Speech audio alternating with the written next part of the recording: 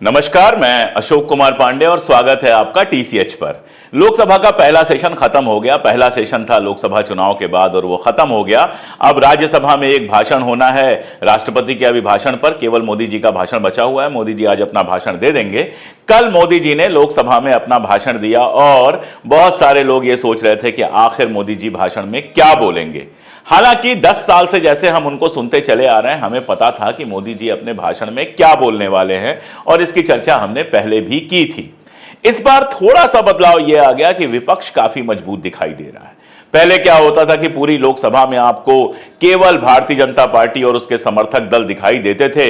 विपक्ष छोटा सा था, किनारे सा, कोई भी बोलने की कोशिश करता था। एक तो वक्त बहुत कम दिया जाता था, ऊपर से उसको दबा दिया जाता था। शोर शराबा ये सब, प्रधानमंत्री महोदय आते थे, अपना हंसी मजाक करते थे और भाषण देकर निकल लेते थे। कल ऐसा नहीं हो पाया। प्रधानमंत्री जितनी देर तक भाषण दे रहे थे, विपक्ष लगातार हूट कर रहा था, लगातार मणिपुर पर न्याय देने की बात कर रहा था। असल में इस बार मणिपुर से कांग्रेस के 2 सांसद चुन के आए हैं और उनमें से एक सांसद ने, जो जेएनयू में प्रोफेसर भी हैं, गजब का भाषण दिया है। संसद टीवी पर वो भाषण है। अगर आप थोड़ी बहुत अंग्रेजी समझ जाते हैं तो जाकर वो भाषण आपको जरूर देखना चाहिए। उन्होंने ये सवाल उठाया था कि क्या मणिपुर इस देश का हिस्सा है, आखिर प्रधानमंत्री महोदय वहां क्यों नहीं गए।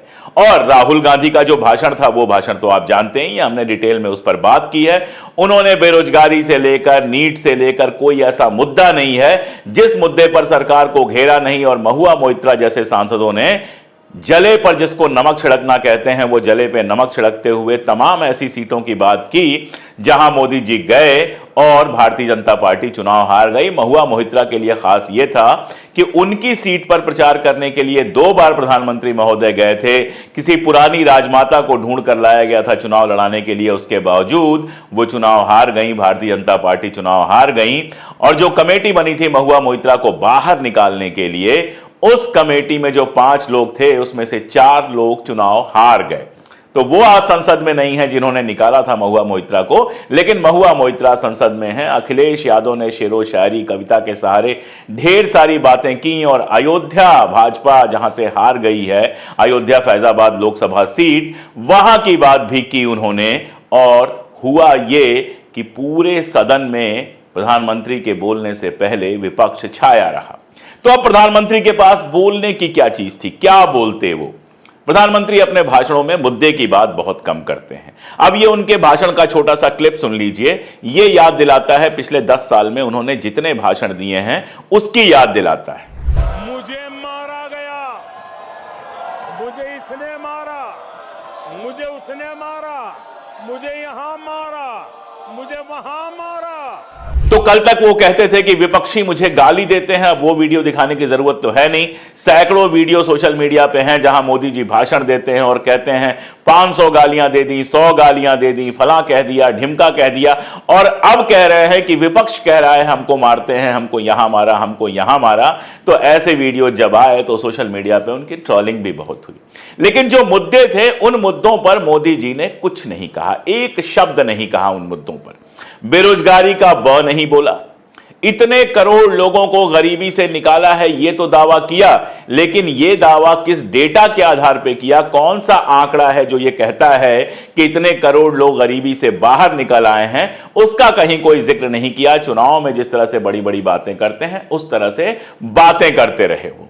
नीट के सवाल पर तो एकदम नीट खामोशी रही, एक शब्द नहीं बोला। मणिपुर के सवाल पर तो जबान ही नहीं खुली उनकी। मणिपुर का नाम तक नहीं लिया, ना उन्होंने लिया, ना गृह मंत्री ने लिया। एक बार यह बताने की कोशिश नहीं की कि 1 साल से अधिक हो गया मणिपुर लगातार जल रहा है। 60,000 लोग आज भी कैंपों में रह रहे हैं। दोनों सीटों पर भारतीय जनता पार्टी बुरी तरह से हारी है। आखिर मणिपुर में ऐसा क्यों हुआ, आखिर मणिपुर में यह सब रोकने की कोशिश क्यों नहीं हो रही है, उसकी भी बात नहीं की। बात की 370 की। हमने 370 हटा दिया। भाई 370 हटा के आपने कौन सा तीर मार लिया?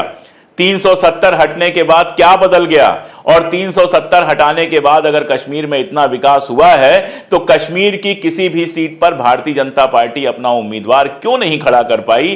कैसे लद्दाख की सीट भारतीय जनता पार्टी हार गई? इन सारी बातों पर भी तो उनको बात करना चाहिए था।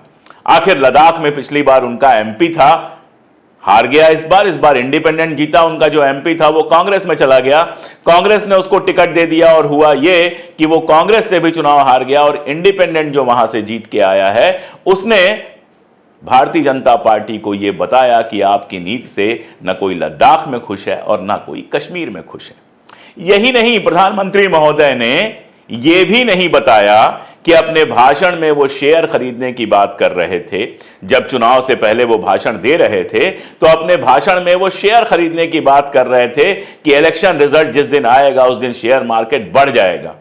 और हुआ कुल मिला के ये कि उन्होंने और अमित शाह दोनों लोगों ने भाषण दिया, सारे के सारे जितने आपके एग्जिट पोल थे सब मोदी जी को 350 पार 400 पार करा रहे थे। जनता को लगा अब तो ये होना ही है कि 4 तारीख को रिजल्ट आएगा और शेयर मार्केट एकदम आसमान में पहुंच जाएगा। उल्टा हुआ, 4 तारीख को रिजल्ट आया, मोदी जी की सीटें घट गईं, पूर्ण बहुमत तक नहीं मिला, शेयर मार्केट धड़ाम से गिरा और शेयर मार्केट जब धड़ाम से गिरा तो लोगों के लाखों करोड़ों रुपए स्वाहा हो गए। मार्केट हमेशा पॉलिटिक्स से डायरेक्टली रिलेटेड होता है और इस साल के इलेक्शंस की वजह से मार्केट में काफी उतार चढ़ाव रही, लेकिन जिन्होंने सही ऐप पे ट्रेड करके सही तरह से प्रेडिक्ट किया उनका नुकसान नहीं हुआ, कम हुआ।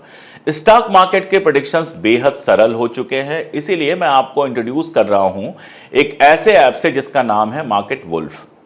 जी हां दोस्तों, मार्केट वुल्फ ये एक सेबी रजिस्टर्ड प्लेटफॉर्म है जहां आप बिना डीमैट अकाउंट के भी ट्रेडिंग कर सकते हैं विदाउट मच टेक्निकल नॉलेज, और ये ऐप स्कैल्पिंग के लिए भी बेस्ट है। चलिए अब मैं आपको दिखाता हूं कि इसे यूज कैसे करते हैं। मैंने यहां खोला मार्केट वुल्फ का ऐप और पिन डाल के लॉगिन कर लिया। यहां आपको मिलेगा फिल्टर्स का ऑप्शन जहां आप चूज कर सकते हैं कि आपको किस इंस्ट्रूमेंट में कितना अमाउंट के साथ ट्रेड करना है, और आपको मिलती है free live trade recommendations by SEBI registered research analyst. इस ट्रेड में मैंने इजी वे के फीचर से ट्रेड किया। अब मैं सेलेक्ट कर सकता हूं कि मुझे किस में ट्रेड करना है। चलिए मैं बैंक निफ्टी चूज कर लेता हूं। यहां दिख रहे ट्रेंड्स में मुझे ऐसा लगता है कि ये नीचे जाएगा। एक अमाउंट डिफाइन करके अब मैंने सेलेक्ट कर लिया है डाउन ऑप्शन, और लास्ट स्टेप में मुझे चूज करना है स्लो, फास्ट या फास्टर। प्रॉफिट्स ज्यादा रखने के लिए लेट्स चूज फास्टर प्रॉफिट्स, और बस हो गया। सबसे इंपॉर्टेंट बात यह है कि आप यहां मार्केट ऑप्शंस जो होते हैं उनमें मात्र ₹999 में डील कर सकते हो। साथ ही साथ ये प्लेटफॉर्म कोई मेंटेनेंस फी चार्ज नहीं करता है। सिर्फ ₹99 में आप पा सकते हैं लाइफ टाइम ट्रेडिंग प्लेटफॉर्म जहां आप जिंदगी भर ट्रेड कर सकते हैं। इसी के साथ आपको यहां मिलता है एक यूनिक स्टॉप लॉस फीचर जो ऑटोमेटिकली आपके ट्रेड को स्टॉप कर देता है, रोक देता है अगर आप लॉस की, नुकसान की एक लिमिट पर पहुंच जाते हो। यह बिगिनर्स के लिए बहुत सेफ और परफेक्ट प्लेटफॉर्म है। अब यहां बैठ के आप लाइव मॉनिटर कर सकते हैं अपने ट्रेड को, और इतनी आसानी से यहां 1088 रुपीस का प्रॉफिट बुक हो चुका है, जो है 35% इन लेस देन 2 मिनट्स। इसका एक और ऐसा फीचर है जो पूरे इंडस्ट्री में और कहीं नहीं है। अगर आपको प्रॉफिट होता है तो यह चार्ज करता है केवल ₹19 का ब्रोकरेज, और लॉस होने पर सिर्फ ₹9 का ब्रोकरेज। इसी इंडस्ट्री के दूसरे प्लेटफॉर्म्स ₹20 ईच चार्ज कर रहे हैं on both profit and loss. तो हुई ना यह आपके लिए एक अच्छी डील, क्योंकि यह ऐप यूज करना इतना इजी और सेफ है कि आप तुरंत जाके इसको चेकआउट करिए। लिंक मैंने डिस्क्रिप्शन में अटैच कर दिया है और पिन कमेंट में भी डाल दिया है। Go and check out Market Wolf. अब आप लोग जहां से भी शेयर की खरीदारी करें वो सोच समझ के करें, अपना दिमाग लगा के करें। कभी भी ऐसा ना करें कि आंख मूंद कर, चाहे कोई भी जगह हो वहां से आंख मूंद कर खरीदारी ना करें। अपना दिमाग लगाएंगे, सोचेंगे तो नुकसान कम से कम होगा, फायदा होगा। और अगर आंख मूंद कर प्रधानमंत्री या गृह मंत्री के बयान के पीछे या किसी प्रचार के पीछे भागेंगे तो नुकसान होगा। शेयर मार्केट एक बड़ी अजीबोगरीब चीज है। खैर, इस मुद्दे पर मोदी जी ने एक शब्द नहीं कहा कि आखिर उनके बयान से इतना सारा जो नुकसान हुआ है, एग्जिट पोल्स की वजह से जो इतना सारा नुकसान जनता का हुआ है, उसके लिए कौन जिम्मेदार है। बातें करते रहे। राहुल गांधी को बालक बुद्धि कहते हैं, बालक बुद्धि। 52 साल के राहुल गांधी हैं, 5वीं बार लोकसभा में जीत कर पहुंचे हैं और नरेंद्र मोदी से अधिक वोटों से जीत के पहुंचे हैं। 1.5 लाख वोट से मात्र जीते हैं नरेंद्र मोदी, लेकिन उनको बालक बुद्धि कहते हैं। वही राहुल गांधी जिन्होंने कोविड से काफी पहले बता दिया था कि इस तरह का संकट आया तो कैसी कैसी स्थितियां आ सकती हैं, और भारतीय जनता पार्टी के नेता मंत्री जो हैं उनका मजाक उड़ा रहे थे। वही राहुल गांधी जिन्होंने हर संकट के पहले चेताया है कि इस तरह का संकट आ सकता है, भारतीय जनता पार्टी के लोगों ने मजाक उड़ाया है। और फिर जब संकट आया है तो कम से कम कोविड के दौर की तो आपको याद होगी कि जनता का क्या हाल था, ना हॉस्पिटल था, ना कुछ था, ना कुछ था। लोग कीड़े मकोड़ों की तरह मर रहे थे और प्रधानमंत्री महोदय थाली बजवा रहे थे, कभी घंटी बजवा रहे थे, कभी दिया जलवा रहे थे। तो थाली, घंटी, दिया बजवाने वाला बड़ी बुद्धि का हो गया और सचेत करने वाला, कोविड के टाइम में सचेत करने वाला, अपनी पूरी पार्टी को कोविड की मदद के लिए झोंक देने वाला जो राहुल गांधी हैं, वो बालक बुद्धि हो गए। बालक बुद्धि कहना बड़ा आसान है मोदी जी। मैं तो कहता हूं कि किसी एग्जाम में बैठ जाइए साथ में, जहां आईक्यू टेस्ट होता है, बहुत सारे ऑनलाइन आईक्यू टेस्ट होते हैं, अगल बगल बैठ जाइए एक एक कंप्यूटर लेके और सेम आईक्यू टेस्ट करके देख लीजिए। फिर आपको पता चलेगा उस आईक्यू टेस्ट के रिजल्ट से कि बालक बुद्धि कौन है और बैल बुद्धि कौन है। एक आदमी जिसने सारी दुनिया देखी है और वो प्रधानमंत्री बन के नहीं देखा है, पढ़ लिख कर देखा है, और एक आदमी जिन्होंने सिर्फ राजनीति की है, जिनके डिग्री को लेकर हमेशा एक सवालिया निशान रहा है, वो बालक बुद्धि कह रहे हैं। ये लोकसभा में बात हो रही है। आप प्रधानमंत्री हैं, आप सदन के नेता हैं, तो वो भी विपक्ष के नेता हैं, एलओपी हैं। दोनों का सम्मान है वहां पर। हमारा संविधान दोनों को सम्मान देता है, एलओपी को कैबिनेट मिनिस्टर का दर्जा देता है। उसके लिए बालक बुद्धि का उपयोग कर रहे हैं। क्यों कर रहे हैं?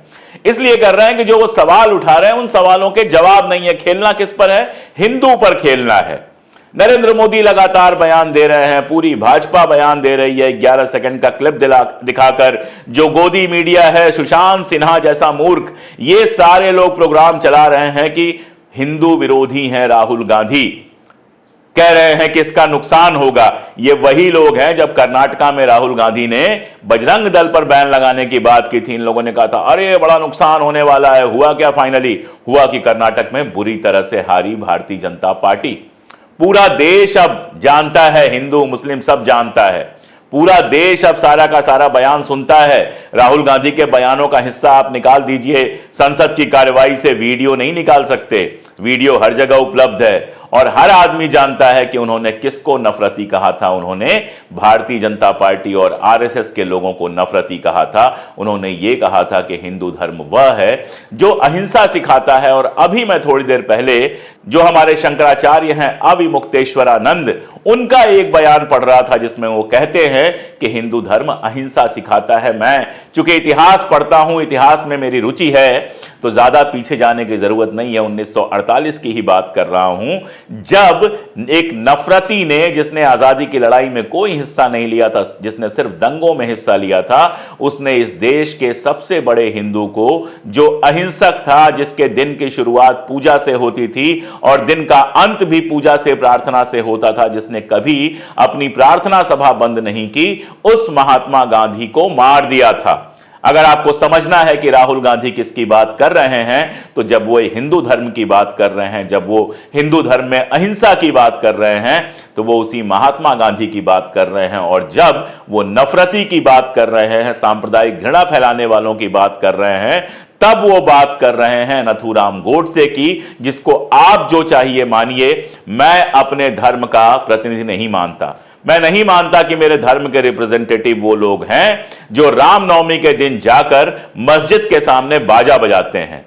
हमारे धर्म के प्रतिनिधि वो हैं जो सबके साथ मिलकर रहना सिखाते हैं। और इसी तरह मैं उनको इस्लाम का प्रतिनिधि नहीं मानूंगा जो हाथ में रिवॉल्वर और बंदूक लेके आते हैं। मैं उनको इस्लाम का प्रतिनिधि मानूंगा जो ईद के दिन दूसरे धर्मों के दोस्तों को अपने घर पे बुलाते हैं, गले मिलते हैं। जो वेजिटेरियन हैं उनको सिवई खिलाते हैं, जो नॉन वेजिटेरियन हैं उनको चिकन मटन जो बना होता है वो खिलाते हैं और गले मिलकर प्यार से विदा देते हैं।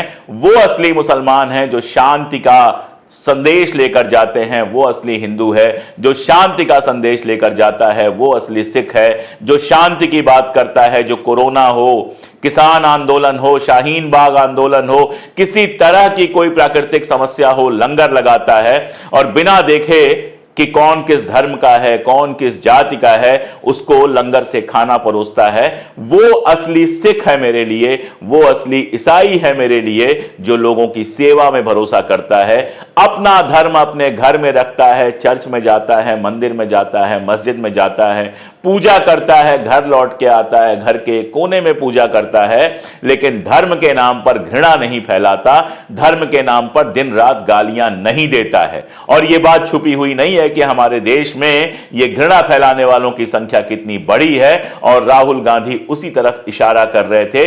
इसीलिए उसके पहले उन्होंने चारों धर्मों का नाम लिया था, चार क्या बल्कि 6 धर्मों का नाम लिया था जो हमारे यहां के प्रमुख धर्म हैं, हिंदुइज्म, इस्लाम, क्रिश्चियनिटी, बुद्धिज्म, सिखिज्म, जैनिज्म, जितने हमारे यहां प्रचलित धर्म हैं, सबका नाम लिया और सबका नाम लेकर यह कहा कि ये सभी 2 चीजें सिखाते हैं, अभय और हिंसा। डरो मत, किसी से भी डरो मत, अपना सिर हमेशा ऊंचा रखो, और दूसरा अहिंसा का पालन करो, हिंसा का नहीं। लेकिन मोदी जी के पास जब कुछ बोलने के लिए नहीं था तो हिंदू धर्म की बात उन्होंने छेड़ी, हिंदू धर्म पर भी उन्होंने बात किया और आरोप लगाया कि विपक्ष और खासतौर पर राहुल गांधी जो हैं हिंदू धर्म को बदनाम कर रहे हैं। अरे हिंदू धर्म का मामला तो आपको तभी समझ में आ गया जब भगवान राम से जुड़ी हुई सारी जो जगहें हैं, चाहे वो चित्रकूट हो, चाहे अयोध्या हो, चाहे लखनऊ से अयोध्या तक का पूरा रूट हो, हर सीट आप हार गए। मोहनलालगंज से लेकर अयोध्या तक की सारी सीटों पर हिंदुओं ने आपको हराया और यह कहा कि आप हिंदुओं के प्रतिनिधि नहीं हैं, आप हिंदू धर्म के ठेकेदार नहीं हैं, आप एक पॉलिटिकल पार्टी हैं जो हिंदू धर्म के नाम पर वोट लेना चाहते हैं। वैसे इस बार एक बात है, हर बार मोदी जी जितना कॉन्फिडेंट नजर आते थे, जितना मुस्कुराते हुए, हंसते हुए, कटाक्ष करते नजर आते थे, इस बार वो कहीं नजर नहीं आया। बार बार बेचारे पानी पी रहे थे, चेहरा बड़ा उदास था। पीछे भी जो लोग बैठे हुए थे, कोई सो रहा था, कोई अंगड़ाइयां ले रहा था, कोई सर पे हाथ रखा हुआ था। वो उत्साह नहीं था जो उत्साह भारतीय जनता पार्टी की बेंचेज पे अक्सर दिखाई देता रहा है, और जबान भी थोड़ा लड़खड़ा रही थी। ये छोटी सी क्लिप सुन लीजिए, छोटी सी क्लिप चला के किसी को ट्रोल नहीं कर रहा हूं, असली बात बताऊंगा, लेकिन ये छोटी सी क्लिप सुन लीजिए। पिछले 10 साल में हमने जो स्पीड पकड़ी है, अब हमारा मुकाला। सुना आपने? दरअसल मैंने ट्विटर पर भी लिखा था कि मोदी जी कहना चाह रहे हैं मुकाबला। मुकाबला मतलब आमना सामना कहना चाह रहे हैं कि अब हम इनके मुकाबले में हैं, लेकिन वो ऐसे उनकी जबान लटपटाई है कि कल सारे ट्विटर पे लोग मजा ले रहे थे कि ये प्रधानमंत्री जी मुंह काला क्यों कह रहे हैं। दरअसल मुकाबला में से अगर ब नहीं बोल पाएंगे घबरा के तो मुकाला लगेगा, और मुकाला जो है वो मुंह काला जैसा लगेगा। तो कल पूरे ट्विटर पर इसका मजाक उड़ रहा था, मैंने लेकिन लिखा इस बात को कि दरअसल वो मुकाबला कहना चाह रहे हैं। अब घबराए हुए हैं, इतना बड़ा विपक्ष है, उस तरह का सपोर्ट नहीं है। वो जानते हैं अच्छी तरह से कि लोकसभा में उनको तमाम दावों के बावजूद वो सपोर्ट नहीं मिला है, उस तरह का बहुमत नहीं मिला है जिस तरह की बात कर रहे थे। बात 400 पार की हो रही थी और 300 पार भी नहीं हो पाया। 300 पार छोड़िए, 272 तक नहीं पहुंच पाया। तो एक खास तरह का फ्रस्ट्रेशन उनके चेहरे पर दिखाई दे रहा था। लेकिन एक और मजेदार दृश्य था, हमारे जो स्पीकर महोदय हैं, हमारे जो ओम बिरला जी हैं, वो जब राहुल गांधी बोल रहे थे और कोई सत्ता पक्ष का आदमी बीच में खड़ा होकर बोलना शुरू करता था तो एकदम खामोश बैठे रहते थे, उसको सुनते थे। चाहे वो शिवराज सिंह चौहान ने बोला हो, चाहे राजनाथ जी ने बोला हो, चाहे अमित शाह जी ने बोला हो, चाहे भूपेंद्र यादव जी ने बोला हो, चाहे प्रधानमंत्री नरेंद्र मोदी ने बोला हो, आराम से उनको उन्होंने सुना। एक बार भी ये नहीं कहा कि बीच में डिस्टर्ब मत कीजिए, जब आपका नंबर आएगा तब आप बोल लीजिएगा। एक बार भी नहीं कहा, आप पूरी कार्यवाही उठाकर देख लीजिए।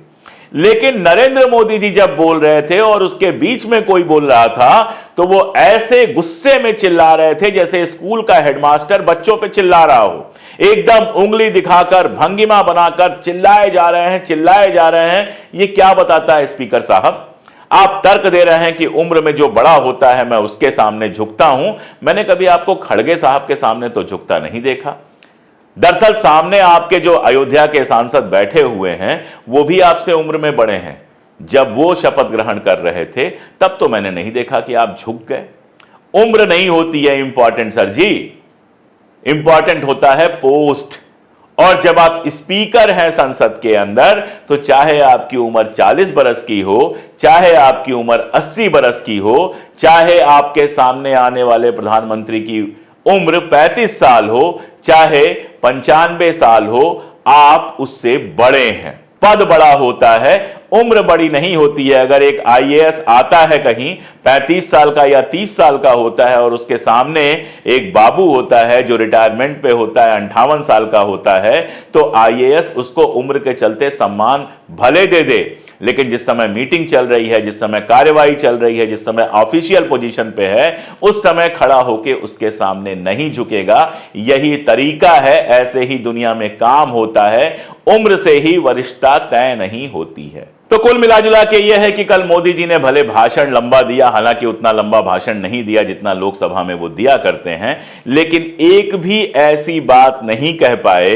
जो कुछ नई हो, कुछ भी ऐसा नहीं कह पाए जिसमें यह लगे कि आगे कुछ नया करना चाहते हों, और एक भी ऐसे मुद्दे पर जवाब नहीं दे पाए जिस पे सवाल कर रहा है पूरा देश। और यही नहीं, जब प्रधानमंत्री महोदय का भाषण चल ही रहा था, उसी बीच में हाथरस में एक भयानक हादसा हुआ जिसके बारे में आप लोग जानते हैं। 100 से ज्यादा लोगों की जान गई है, यह खबर वहां तक पहुंच गई होगी, लेकिन उसका भी मेंशन हमको सुनने में नहीं आया। बाकी आप छोड़ दीजिए नीट पर क्या बात करेंगे, नीट पर एक शब्द उन्होंने नहीं कहा है। बाकी आप छोड़ दीजिए बेरोजगारी पर उन्होंने एक शब्द नहीं कहा है, मणिपुर पर एक शब्द नहीं कहा है। लेकिन एक आखिरी बात मैं कह दूं, मोदी जी, इस चुनाव ने यह साबित कर दिया कि आप राहुल गांधी को चाहे जो कहें, इस देश की जनता अब राहुल गांधी को एक परिपक्व नेता की तरह पहचान गई है, जो हर मुश्किल में उसके साथ खड़ा होता है, जो हर वो सवाल उठाता है जो जनता उठाना चाहती है, जो बिना डरे सत्ता की आंख में आंख डालकर सवाल करता है। अडानी के बारे में पूछता है, अंबानी के बारे में पूछता है, बेरोजगारी के बारे में पूछता है, सांप्रदायिकता के बारे में पूछता है, जो उठकर चला जाता है मणिपुर, वहां जिनका दर्द है उनके बीच में बैठता है, वहां जो लोग कैंपों में रह रहे हैं उनके बीच में जाकर बैठता है, उनके दर्द सुनता है, जो किसानों के बीच में, मजदूरों के बीच में, कुलीस के बीच में कहीं भी पहुंच जाता है, बिना डरे, बिना झुके और बिना समझौता किए जनता का सवाल उठाता है। तो अब आप कितना भी चाहे बालक बुद्धि कह लें, चाहे जो चाहे कह लें, चाहे शहंशाह कह लें, चाहे राजकुमार कह लें, किसी के ऊपर कोई असर नहीं पड़ने वाला है। इस बार तो सीटें कम हुई हैं और अखिलेश जी ने जैसा कहा, अध्यक्ष महोदय, ईवीएम पे मुझे कल भी भरोसा नहीं था, आज भी नहीं भरोसा। मैं 80 के 80 सीट जीत जाऊं तब भी नहीं भरोसा। और मैंने अपने चुनाव में कहा था अध्यक्ष महोदय कि ईवीएम से जीत करके ईवीएम हटाने का काम करेंगे। न ईवीएम का मुद्दा मरा है, न जाएगा खत्म। जब तक ईवीएम नहीं हटेगी, हम समाजवादी लोग उस बात पर अड़ग रहेंगे कि ईवीएम को लेकर सवाल खत्म नहीं हुए हैं। तो ये सारे सवालों के बीच आपको सोचना होगा कि उसी रास्ते पर चलते हुए अगर आप वैसी ही नीतियां अपनाते रहेंगे तो अभी 240 पे पहुंचे हैं, कहीं ऐसा ना हो कि फिर से 40 और 140 पर पहुंच जाएं। अगर आपको देश की कमान मिली है, अगर आपको कुछ पार्टियों ने समर्थन दिया है सरकार चलाने के लिए, तो जनता की आवाज सुनिए, जनता की आवाज बनिए, जनता की मुश्किलात खत्म कीजिए, जनता को जवाब दीजिए कि आखिर हर परीक्षा का पेपर क्यों लीक हो रहा है, आखिर हर नई बनी सड़क क्यों टूट रही है, आखिर ट्रेनों की हालत ऐसी क्यों हुई है, आखिर जहाज में लगातार जो टिकट की कीमत है वो क्यों बढ़ती जा रही है, आखिर ये सरकार बच्चों को रोजगार क्यों नहीं दे सकती है। अगर इन सवालों का जवाब देंगे तो जनता आपके पीछे खड़ी होगी, वरना जिसे आप बालक बुद्धि कह रहे हैं वो एक दिन आपकी कुर्सी पर काबिज हो जाएगा। आज के लिए इतना ही। जुड़े रहिए हमारे साथ, देखते रहिए हमारे वीडियोस। अगर आपको लगता है कि हम जो कोशिश कर रहे हैं वो कोशिश काम की है, तो इन वीडियोस को दूर तक पहुंचाने की कोशिश कीजिए, हमारे चैनल के साथ जुड़ जाइए। और साथ में, जैसा मैंने बताया, अगर आपको मार्केट वोल्फ में इंटरेस्ट है, उसके थ्रू आप ट्रेडिंग करना चाहते हैं, तो मैंने आपको उसका लिंक जो है वो डिस्क्रिप्शन में भी दे दिया है, पिन कमेंट में भी दे दिया है। उसको डाउनलोड कर लें, अपना दिमाग अप्लाई करें और अपना ध्यान रखें। आपका ध्यान सबसे इंपॉर्टेंट है। जनता खुश होगी इस देश की, तभी देश खुशहाल होगा। भाषण कितना भी कोई दे ले, कोई खास फर्क पड़ने वाला नहीं है। बहुत शुक्रिया।